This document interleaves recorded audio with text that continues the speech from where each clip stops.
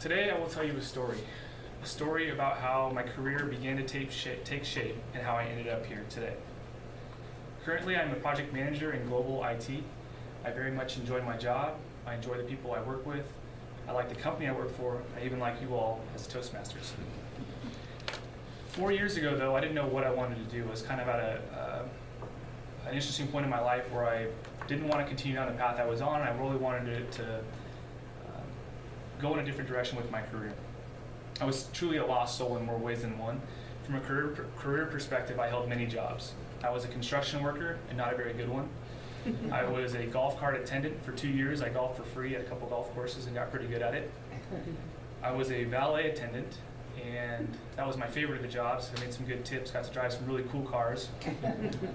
The worst experience was the Redbox DVD packager. So I worked in a warehouse. I only did this for about 2 months. It was horrible, but basically what you did is you just opened as many DVDs as you could, put a little sticker on the CD, and put it into a Redbox package. You have to count how many you do per hour, and if you don't hit a certain threshold, they'll let you go.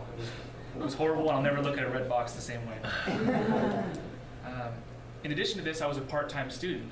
I say part-time student because it took me 6 years to get through junior college. It's a bit ridiculous. There was quite a few reasons why it took me so long to do that. I wasn't taking school seriously. I showed up late for class, didn't turn in assignments. I was that student. And this continued until exactly 2 days before Christmas in 2009. I got home from work from valet, and I was just kind of frustrated about my life and where I was, and it was time to kind of grow up, in my opinion. And so that day I decided I was going to take school seriously for the first time in my life and decided to go apply to some colleges. And the next week I applied and I was accepted to the University of Nevada, Reno. And I went up there for 2 years, and I decided for the first year I'm there, I'm not going to work, I'm not going to play basketball, I'm not going to work out, I'm not going to golf, none of that. Just focus on school. And two things I took out of that experience is, one, school's actually not that hard, it was kind of easy. I got like a 3.5 GPA and made the dean's list and all that stuff. And two, I enjoyed it. I enjoyed learning. I'm a very competitive person, and I think I take that competitiveness and I've applied it to school, and I've applied it to work now, and it's been a key for success for me. So anyway, so I'm at school and I'm enjoying it, but I still didn't know what I wanted to do. And so when I originally got accepted, I thought I'll get a marketing degree and I'll go do sales somewhere.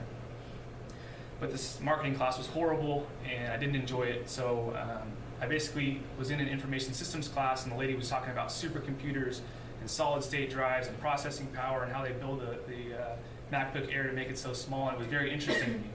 And so that's really the day that the direction became to take place, and I would kind of go in the direction of IT.